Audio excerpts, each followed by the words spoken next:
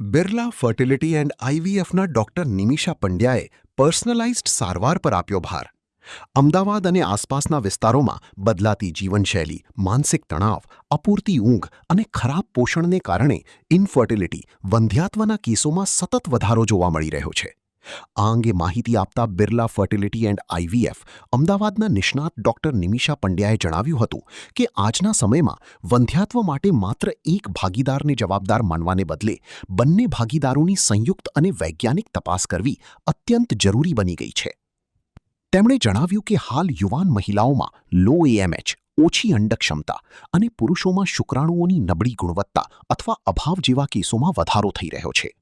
આવા કિસ્સાઓને dual factor infertility તરીકે ઓળખવામાં આવે છે, જેમાં બંને ભાગીદારોનું એકસાથે મૂલ્યાંકન વધુ અસરકારક પરિણામ આપી શકે છે. ડોક્ટર નિમિષા પંડ્યાએ એક કેસનો ઉલ્લેખ કરતા જણાવ્યું કે અગાઉ ડોનર આધારિત સારવારની સલાહ આપવામાં આવેલા એક દંપતીમાં સચોટ તપાસ બાદ પુરુષમાં સારવાર યોગ્ય કારણ મળી આવ્યું હતું, જેના કારણે તેમના પોતાના જ જૈવિક માતાપિતા બનવાની સંભાવના ઊભી થઈ. તેમણે વધુમાં જણાવ્યું કે બિરલા ફર્ટિલિટી એન્ડ આઈવીએફમાં દરેક દર્દીની મેડિકલ હિસ્ટ્રી અને બાયોલોજી અનુસાર પર્સનલાઇઝ્ડ ટ્રીટમેન્ટ પ્લાન તૈયાર કરવામાં આવે છે. અગાઉ અસફળ આઈવીએફ અથવા આઈયુઆઈ સારવાર કરાવી ચૂકેલા દર્દીઓ માટે પણ સંપૂર્ણ વિશ્લેષણ બાદ નવી સારવાર યોજના તૈયાર કરવામાં આવે છે. હું ડૉક્ટર નિમિષા શાંતિલાલ પંડ્યા છેલ્લા 20 વર્ષથી ફર્ટિલિટીની પ્રેક્ટિસ કરું છું અને છેલ્લા થોડા ટાઈમથી હું બિરલા ફર્ટિલિટી સાથે એસોસિએટેડ છું. બિરલા ફર્ટિલિટી એક ગ્રુપ છે ફર્ટિલિટી ક્લિનિકનું કે જેના 50 કરતાં વધારે સેન્ટર ઇન્ડિયામાં છે.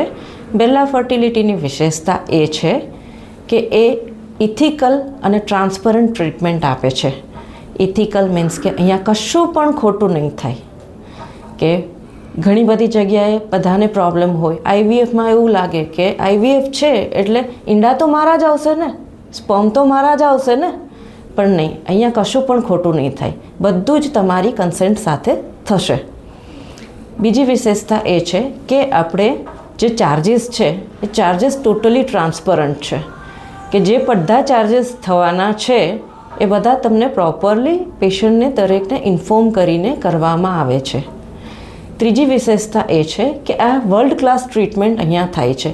અહીંયા જે બધું આઈવીએફ લેબનું સેટઅપ છે, ઇવન ડૉક્ટરની, એમ્બ્રિયોલોજિસ્ટની, બીજા બધા જ સ્ટાફની ટ્રેનિંગ છે, એ બધી જ કન્ટિન્યુઅસ રહે છે અને એ બધું વર્લ્ડ લેવલ પરનું રહે કે જે ટ્રીટમેન્ટ તમને અમેરિકા કે યુરોપમાં મળે એ ટ્રીટમેન્ટ અમે અહીંયા આપવા માંગીએ છીએ અને એના માટે અમે કટિબદ્ધ છીએ. આઈવીએફમાં કેટલો ચાર્જ લાગે છે અત્યારે? આઈવીએફના ચાર્જ ડિપેન્ડ કરે છે પેશન્ટની ઉંમર પ્રમાણે, પેશન્ટના ફેક્ટર્સ પ્રમાણે કે કઈ રીતનું છે, એનો ઓવેરિયન રિઝર્વ કેવો છે. કારણ કે જેની ઉંમર નાની હોય અને ઓવેરિયન રિઝર્વ સરસ હોય તો એને એકાદ સાયકલમાં થઈ જાય પ્રેગ્નન્સી તો વધારે એને ઓછો ખર્ચ આવે. પણ ધારો કે ઉંમર વધારે હોય અથવા ઓવેરિયન રિઝર્વ ઓછો હોય તો એક કરતાં વધારે સાયકલની જરૂર પડે તો એ પ્રમાણે ખર્ચ વધી શકે છે. એ સક્સેસ રેશિયો કેટલો છે? અમારો અત્યારનો સક્સેસ રેશિયો એક સાયકલમાં એક વખત આપણે એમ્બ્રિયો ટ્રાન્સફર કરીએ તો 60થી 65% જેવો છે. સેમ પેશન્ટમાં આપણે 2 વખત ટ્રાન્સફર કર્યું હોય તો 80થી 85% જેવું છે અને 3 વખત જેવું હોય તો 90થી 95%. સક્સેસ રેશિયો પણ ઉંમર પ્રમાણે થોડો આગળ પાછળ થાય. જેટલી ઉંમર નાની એટલો સફળતાનો દર વધારે, જેટલી ઉંમર વધારે એ પ્રમાણે સફળતાનો દર ખાસો ઓછો થતો જાય.